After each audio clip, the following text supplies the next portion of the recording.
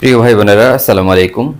আপনারা bank, BCS সহ অন্যান্য সকল সরকারি চাকরির পরীক্ষা যারা দিবেন এবং বিশ্ববিদ্যালয় ভর্তি পরীক্ষা যারা দিবেন, তাদের পার্টস অফ স্পিচ থেকে প্রশ্ন হওয়ার সম্ভাবনা রয়েছে। আমার এই চ্যানেল থেকে ইংরেজির উপরে এবং যে সকল সাবজেক্ট থেকে চাকরির পরীক্ষা এবং বিশ্ববিদ্যালয় ভর্তি পরীক্ষায় প্রশ্ন আসবে, ওই সকল বিষয়ের ভিডিও আপলোড করা হয়। এই সকল ভিডিও যদি আপনারা পেতে চান তাহলে আমার চ্যানেলটি সাবস্ক্রাইব করবেন, শেয়ার করবেন, নোটিফিকেশন অন করে রাখবেন। পার্টস অফ স্পিচ এই বিষয়টি আপনারা ছোট থেকেই পড়ে আসছেন। আমার এই ক্লাসে আমি আপনাদেরকে পড়াবো যে কোনগুলি পরীক্ষায় আসে এবং কি ধরনের ভুল আপনারা পরীক্ষায় সাধারণত করে থাকেন, যার জন্য আপনারা পরীক্ষায় টিকেন না। আমি আপনাদের ওই ভুলগুলি আপনাদের ধরিয়ে দেওয়ার চেষ্টা করব, যাতে আর কোনো সময় ভুল না হয়। তো চলুন শুরু করি। Parts of speech. পার্টস মানে অংশ, অফ এই কথাটার অর্থ হলো এর, আর স্পিচ মানে বাক্য, বাক্যের অংশ। তাহলে বাক্যের কতগুলো অংশ হতে পারে দেখেন। পার্টস অফ স্পিচ হলো মোট 8 প্রকার। এই 8 প্রকার একটা বাক্যের অংশ হয়ে থাকে। এখানে আছে দেখেন, একটা বাক্য আছে, a quick brown fox jumped over the lazy dogs. বাক্যটিতে এ থেকে জেড পর্যন্ত 26টি লেটারই কিন্তু আছে।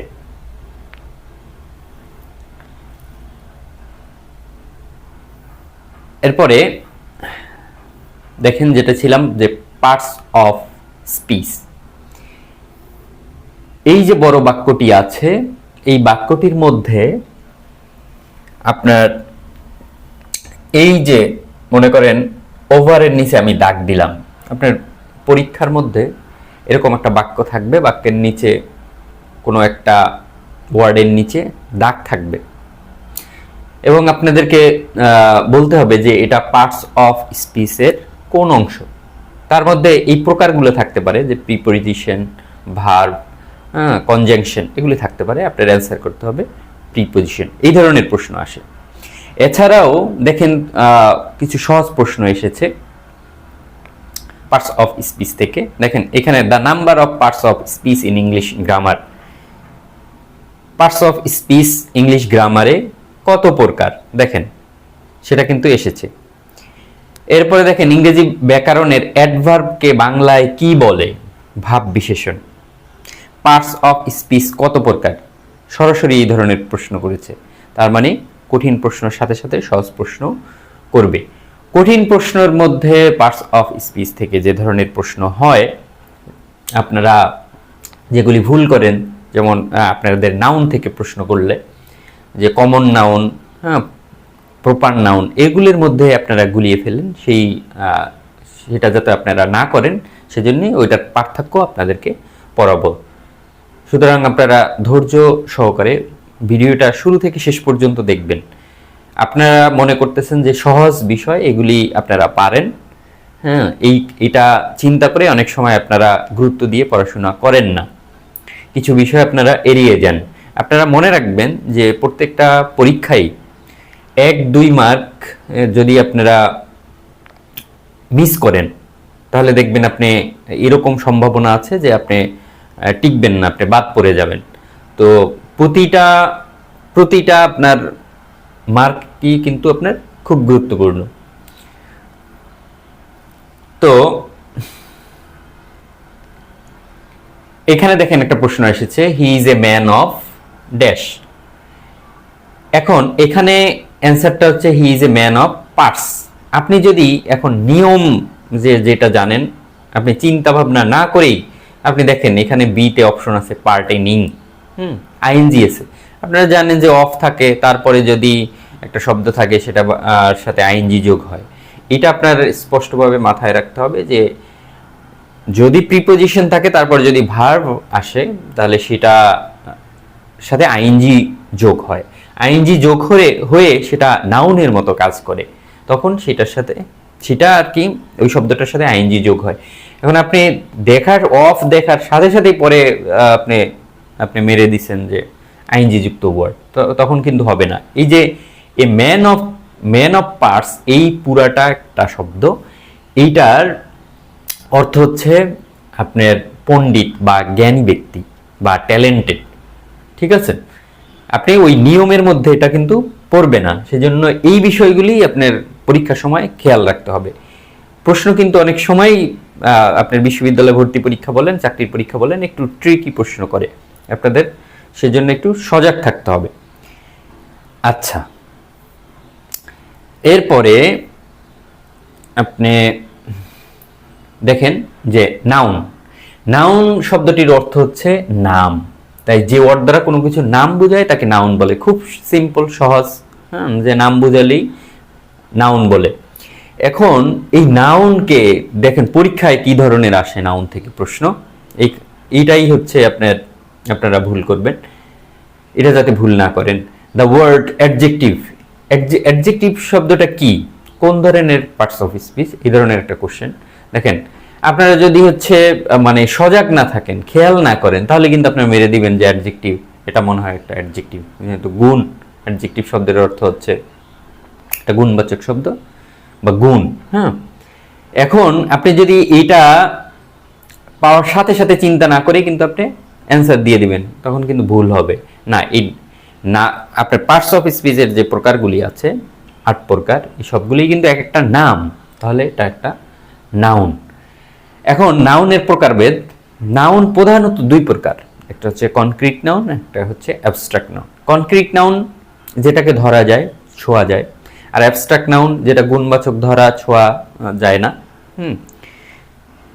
এরপরে হচ্ছে নাউন মোট কত প্রকার? মোট হচ্ছে 5 প্রকার, প্রধানত 2 প্রকার, মোট 5 প্রকার। ওই যে প্রধানত 2 প্রকার, সেটাই আবার 5 প্রকারের মধ্যে চলে আসছে। দেখেন concrete noun, proper noun, common noun, collective noun, material noun, এই 4 প্রকার হচ্ছে কনক্রিট নাউন। আর অ্যাবস্ট্রাক্ট নাউন হচ্ছে শুধু অ্যাবস্ট্রাক্ট নাউন। ঠিক আছে, এরপর দেখেন এখান থেকে কি প্রশ্ন আসছে, অ্যান্টোনিম আসছে অ্যাবস্ট্রাক্ট নাউনের। অ্যাবস্ট্রাক্ট নাউনের অ্যান্টোনিম কি? কনক্রিট। নাউন কত প্রকার? 5 প্রকার। পার্টস অফ স্পিচ কোনটা পার্টস অফ স্পিচ নয়, এই ধরনের কোশ্চেন এসেছে। খুবই সহজ, আপনাদের কাছে খুবই সহজ মনে হচ্ছে, কিন্তু পরীক্ষার হলে অনেক সময় এগুলিও আপনাদের কিন্তু ভুল হয়ে যায় খেয়াল না করার কারণে। এবার দেখেন প্রপার নাউন। প্রপার নাউন আপনারা কিভাবে আলাদা করবেন, পরীক্ষার সময় আসলে কিভাবে আপনারা পরীক্ষা দিবেন। তো চলুন শুরু করি। ক্যাপিটাল লেটার দিয়ে প্রপার নাউন কিন্তু শুরু হয়। এছাড়াও সাধারণত প্রপার নাউন পূর্বে কি বসবে না? দি বসে না। প্রপার নাউনের পূর্বে দি বসে না, কিন্তু কিছু কিছু আছে যার পূর্বে দি বসে।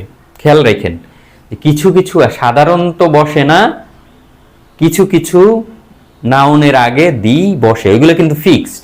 ঠিক আছে, যেমন এই যে দেখেন দা পদ্মা ইজ এ রিভার, তাহলে পদ্মা কি? একটা নদীর নাম। নদী এটা কি? Proper noun. নদীর নাম এটা প্রপার নাউন, কিন্তু নদীটা কি? রিভার কিন্তু আবার কমন নাউন, পরে আসতেছে। তাহলে নদীর নামের আগে কিন্তু দি বসবে, কারণ কি? এটা ব্যতিক্রম। এই যে দেখেন নদী, সাগর, উপসাগর, মহাসাগর, সংবাদপত্র, জাহাজ, এরোপ্লেন, ট্রেন, বিখ্যাত অট্টালিকা, পর্বতমালা, দ্বীপপুঞ্জ, মরুভূমি। আপনাদের পড়ানোর উদ্দেশ্যই হচ্ছে কি? এগুলো তো আপনারা জানেন, পারেন। পড়ানোর উদ্দেশ্য কি? এই ভিডিও আপনি কেন দেখবেন? এর কারণই হচ্ছে একটা স্যারের মুখ থেকে যখন আপনি শুনবেন সেটা বেশি মনে থাকবে, এবং আপনাকে খুঁটিনাটি আমি বলবো যেগুলি হচ্ছে আপনার মানে মাথায় থাকে না, আমার এই ভিডিওটা দেখলে আপনার মাথায় থাকবে। তো দেখেন, তাহলে সাধারণত দি কিন্তু বসে না। এখন আপনি যদি জোর করে বসায় আপনি কি করতে চান? দেখেন অনেক সময় আমরা জোর করে বসায় দিই। বসায় দিলে কি হয়? তাহলে বসায় দিলে যদি দি থাকে, সাধারণত সেটা যদি প্রপার নাউন হয়, আবার এর আগে যদি দি আপনি বসায় দেন, কোনোভাবে যদি আপনি বসান কোনো কারণে, তাহলে সেটা কিন্তু আপনার আর প্রপার নাউন থাকবে না, সেটা কি হয়ে যাবে? কমন নাউন হয়ে যাবে। ঠিক আছে, এই জিনিসটা আপনার মাথায় রাখেন। আচ্ছা, আর স্বভাবতই আপনার কি হয়? দি বসে, প্রপার নাউনের আগে দি বসে, সেটা হলো এই সকল শব্দ, এই যে নদী, সাগর, উপসাগর। তো সেটা তো এই উদাহরণটা আপনারা দেখলেন। এরপর চলেন দেখি কমন নাউন। কমন নাউন কি? যে সকল নাউন দ্বারা নির্দিষ্ট কোনো ব্যক্তি বা স্থানের নাম কি করে না, বুঝায় না, না বুঝিয়ে এক জাতীয় সকলকেই বুঝায়। যেমন হচ্ছে ওই যে একটু আগে বলেছিলাম নদী, নদী দ্বারা আপনি সকলকে বুঝাইছেন। সিটি, সিটি দ্বারা সকলকে বুঝায়, ঠিক আছে। পেন, কাউ, বুক, ঠিক আছে, টিচার, স্টুডেন্ট, এগুলো কিন্তু কি কমন নাউন। এখন এই কমন নাউনের আগে কি করবেন আপনি? যদি দি বসান তাহলে সেটা কি হয়ে যাবে? সেটা হয়ে যাবে আপনার প্রপার নাউন, ঠিক আছে। এইভাবে আপনারা পড়বেন। এরপরে এখানে একটা ব্যতিক্রম ধর্মী একটা একটা প্রশ্ন আছে, দেখেন রাজশাহী ইউনিভার্সিটির লতে এসেছে যে I recognise your voice at once. এই যে ভয়েসটা আপনাদের মনে হতে পারে এটা হচ্ছে প্রপার নাউন, এটা আপনাদের মনে হতে পারে, বা হচ্ছে অ্যাবস্ট্রাক্ট নাউন এরকম মনে হইতে পারে, কিন্তু দেখেন এটা কিন্তু হচ্ছে কমন নাউন। কারণ কি? শোনা যায়, কণ্ঠস্বর বা কথা, এটা কিন্তু গণনা করা যায়। আমাদের কাছে অনেক সময় কি মনে হয়, কিন্তু এটা গণনা করা যায়, ভয়েসটা কি গণনা করা যায়, আবার এটা প্লুরালও হয়, তাই এটা কমন নাউন। এটা একটা ব্যতিক্রমধর্মী। এরপরে দেখেন প্রপার নাউন এবং কমন নাউনের পার্থক্য, এইটা খুব ইম্পর্টেন্ট, আপনার মনে রাখবেন কিভাবে চাকরির পরীক্ষা। দেখেন প্রপার নাউন এবং কমন নাউন, দেখেন এখানে বলছে নির্দিষ্ট করে, এটা আগেও আমরা পড়ছি, সিটি রিভার এখানে দেয়া আছে। দেখেন আপনার মনে রাখার জন্য আপনাকে একটা সিস্টেম বলে দিই, সেটা হচ্ছে কোনো কিছুর উদাহরণ, মনে করেন কোনো কিছুর যে উদাহরণ দিবেন, হ্যাঁ, কোনো যে শব্দটার উদাহরণটা দিবেন, ওই উদাহরণটা হচ্ছে আপনার কি? উদাহরণটা হচ্ছে কমন নাউন, সরি উদাহরণটা হচ্ছে প্রপার নাউন। আর কমন নাউনটি কি? যার উদাহরণ দিবেন। যেমন সিটি, সিটির যদি আপনাকে বলি যে সিটির একটা উদাহরণ দেন, আপনি বলবেন ঢাকা সিটি, কুমিল্লা সিটি, আপনি বলবেন বরিশাল সিটি, হ্যাঁ, তাহলে ওই ঢাকা, বরিশাল এইগুলি হচ্ছে আপনার প্রপার নাউন। আর কমন নাউন কি? সিটি, ওটা একটা সিটি। আচ্ছা, যার উদাহরণ দিবেন সে হলো কমন নাউন, যে উদাহরণটা সেটা হলো প্রপার নাউন। আচ্ছা আচ্ছা, আশা করি আপনারা ভুলবেন না। এরপর দেখেন plural common noun. Plural common নাউনটা কি?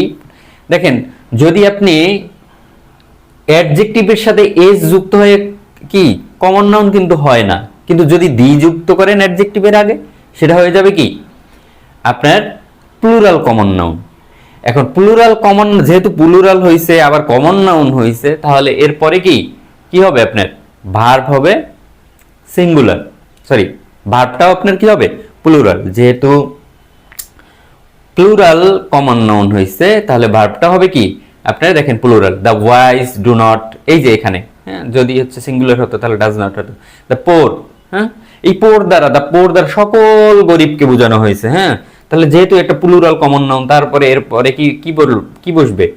মানে প্লুরাল ভার্ব বসবে। প্লুরাল ভার্ব কি? ভার্বের সাথে এস বা এই একটা বিষয় বলে দিই, ভার্বের সাথে যদি এস বা ইএস যোগ হয় তাহলে বুঝবেন সেটা কিন্তু সিঙ্গুলার। আর যদি নাউনের সাথে এস বা ইএস যোগ হয় সেটা কিন্তু প্লুরাল। এই জন্য আমি এই যে লাইভ, হ্যাঁ, দেখেন লাইভটা কিন্তু প্লুরাল, হ্যাঁ, plural verb. Are the poor হচ্ছে আপনার প্লুরাল কমন নাউন। তাহলে এরপরে লাইভটা কি? Plural verb. আচ্ছা, তো আজকের এই ভিডিওটা এই পর্যন্তই থাকবে। এর পরবর্তী ভিডিওতে ইনশাল্লাহ কালেকটিভ নাউন এবং নাউনের অন্যান্য প্রকার এবং ইংরেজির অন্যান্য যেই বিষয়গুলি আছে ইনশাল্লাহ ভিডিও আপলোড করব একের পর এক। তাই আমার যারা চাকরির পরীক্ষা দিচ্ছেন এবং যারা বিশ্ববিদ্যালয়ে ভর্তি পরীক্ষা দিবেন তারা অবশ্যই আমার এই চ্যানেলটি সাবস্ক্রাইব করবেন, শেয়ার করবেন এবং নোটিফিকেশন অন করে রাখবেন সবার আগে ভিডিও পেতে। আমি আবারও বলছি, আপনারা যদি আমার এই ক্লাসগুলি করেন ইনশাল্লাহ খুঁটিনাটি ইংরেজিতে আপনাদের আর ভুল হবে না, আপনারা ইংরেজিতে দক্ষ হয়ে যাবেন এবং আপনাদের চাকরি পরীক্ষায় ইনশাল্লাহ আপনারা ইংরেজিতে ভালো করবেন। ধন্যবাদ, আসসালামু আলাইকুম।